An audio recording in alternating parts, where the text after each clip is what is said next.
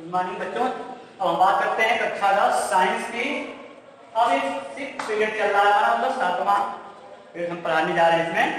अब देखिए इसके बाद हम क्या पढ़ेंगे, गोली दर्पण द्वारा प्रतिबिंब का बनना है। अब समतल दर्पण द्वारा प्रतिबिंब का बनना पढ़ चुके हैं, उसी प्रकार हम गोली दर्पण द्वारा प्रतिबिंब का बनना सीखेंगे, आरेख खींचना सीखेंगे। ठीक है, आरेख खींचने के नियम आपको बता दिए गए थे कि आरेख खींचने के लिए कम से कम, इसे पढ़ चुके हैं, कम से कम 2 किरणों की आवश्यकता होती है। एक तो मुख्य अक्ष के समांतर जानी चाहिए, दूसरी किरण या तो उसके फोकस से जाए या तो वक्रता केंद्र से जाए। ओके, अब जो उसके 3 नियम थे हम रिविजन कर देना बहुत तेजी से। 3 नियम आपको पढ़ चुके थे कि यदि उन नियमों के आधार पर हम आरेख खींचेंगे, थोड़ा लंबा हो जाए सिस्टम को बनाने में, इसे चलिए हम बात करते हैं टॉपिक पे केवल। अब यह देखिए 2 प्रकार के बनते हैं गोली दर्पण। एक तो उत्तल दर्पण होता है, दूसरा क्या होता है, अवतल दर्पण होता है। क्या होता है, अवतल दर्पण। तो हम पहले पढ़ेंगे अवतल द्वारा प्रतिबिंब का बनना या उसका आरेख खींचना, समझ गए। तो देखिए पहला हम पढ़ेंगे जब वस्तु अनंत पे हो, यानी जब हमारी वस्तु अवतल दर्पण से अनंत दूरी को अर्थात बहुत अधिक दूरी पर हो, जिसको हम नहीं देख पा रहे हो या बहुत दूर हो। ठीक है, उस वस्तु का प्रतिबिंब देखिए कहां बनेगा। देखिए ये 2 तरीके से बन सकता है, यह जो फोकस है और वक्रता केंद्र के बीच बनेगा और बहुत छोटा होगा, यानी वस्तु से बहुत छोटा होगा। इस फिगर को आप इस तरह भी समझ सकते हैं, कुछ बुक में इस तरह दिया हुआ है, तो आप उसको डाउट मत करिएगा, ये समझ गए इस तरह से, यानी जो वस्तु है उस वस्तु से बहुत ही छोटा हमारा प्रतिबिंब बनेगा। ठीक है, कुछ किताबों में बिंदुवत लिखा हुआ है, तो वह प्रतिबिंब जो है बिंदुवत बनेगा, बिल्कुल छोटा बनेगा। तो उसका फिगर देखिए बच्चों ऐसे बन जाएगा, अर्थात ये हमारा अवतल दर्पण बना, ये हमारा मुख्य अक्ष, तो यहाँ पे दूर हो गया, ये मुख्य अक्ष हमारी है। तो ये बहुपुरुष वस्तु है, तो वहां से जो किरणें आएंगी वह मुख्य अक्ष के समांतर होगी। यह हमारा मुख्य अक्ष है, क्या है, मुख्य अक्ष। तो इसके समांतर आती है, क्या आती है तो समांतर आती है। ठीक है, इधर से हमारी वस्तु है, इसको रिमूव करते हैं, यहाँ हमारी वस्तु बहुत दूर है। ठीक है, तो यहां से स्टार्ट करेंगे।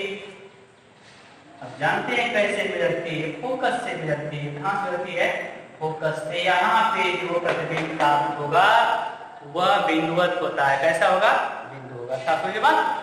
अब देखिए कैसा होगा, प्रतिबिंब जो बनेगा उस वस्तु का वास्तविक होगा, उल्टा होगा और वो छोटा होगा। समझ गए।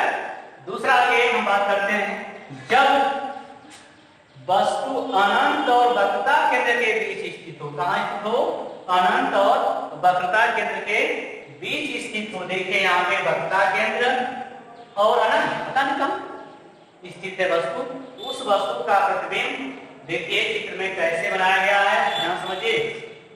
इस स्थिति में यानी जब वस्तु अनंत और वक्रता केंद्र के बीच हो, उस समय वस्तु का प्रतिबिंब जो है फोकस और वक्रता केंद्र के बीच बनता है। कहां बनता है, फोकस और वक्रता केंद्र के बीच बनता है। समझ रहे सब लोग। अब यह कैसा होगा, यह वास्तविक होगा। क्या होगा, वास्तविक, उल्टा और वस्तु के आकार से छोटा होगा। कैसा होगा, छोटा होगा। समझ गए। तो यहाँ ये भी वस्तु है और ये डैश उस वस्तु का प्रतिबिंब है। ठीक है, किरण आरेख सबको दिखाई दे रहा है, यह किरण आरेख है। समझ गए, यह किरण आरेख इसका है। ठीक, अब हम इसको रिमूव कर दें ताकि और कुछ फिगर स्पष्ट होते रहेंगे आपको। चलिए अब हम तीसरे पर आ गए। तीसरा हमारा क्या है, जब वस्तु वक्रता केंद्र पर हो, यानी जब वस्तु वक्रता केंद्र पे रखी गई हो, उसका अवतल दर्पण के द्वारा प्रतिबिंब कहां बनेगा, कैसा बनेगा। ठीक, तो देखिए इस स्थिति में अर्थात जब वस्तु वक्रता केंद्र पर हो, उस स्थिति में वस्तु का जो प्रतिबिंब होगा वह वक्रता केंद्र पर ही बनेगा। देखिए वक्रता केंद्र पर नीचे की ओर बनेगा। वह कैसा होगा? वास्तविक होगा, ठीक है, वास्तविक होगा, उल्टा होगा और वस्तु के ही बराबर होगा। क्या होगा? वस्तु के ही बराबर होगा। यहाँ पे आपको दिखाई दे रहा है फिगर है हमारा, ठीक। अब चौथा जो हम पढ़ रहे हैं, चौथा में जब वस्तु वक्रता केंद्र और फोकस के बीच स्थित हो, यानी जब हमारी वस्तु वक्रता केंद्र और फोकस के बीच स्थित हो, उस स्थिति में प्रतिबिंब कहाँ बनेगा? तो देखिए यहाँ पर फिगर बना हुआ है, वक्रता केंद्र और फोकस के बीच हमारी वस्तु ली है। उस वस्तु का किनारे आरेख आपको दिखाया गया है, ठीक।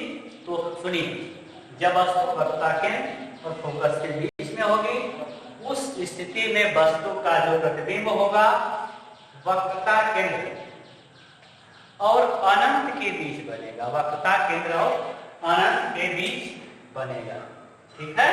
तो कैसा बनेगा? वस्तु का उल्टा प्रतिबिंब बनेगा, वास्तविक होगा और वस्तु से बड़ा होगा। क्या होगा?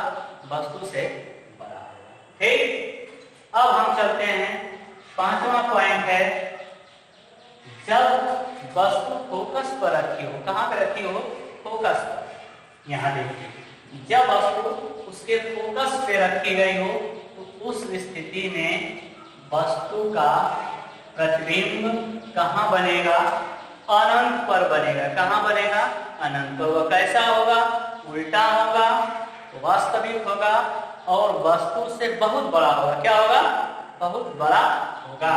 उसका इस का फिगर देखिए यहाँ बनाया गया है, उसका स्केच जो है यहाँ बताया गया है। ये हमारी वस्तु है, वस्तु कहाँ रखी है? फोकस पे रखी है। कहाँ रखी है? फोकस पर। इस स्थिति में वस्तु का प्रतिबिंब कहाँ बना है?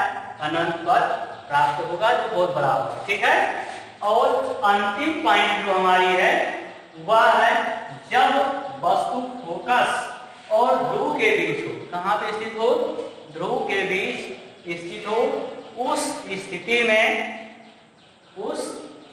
में जो वस्तु का प्रतिबिंब है वह देखिए यहाँ पे ठीक उल्टा हो जाएगा, आभासी हो जाएगा। क्या हो जाएगा?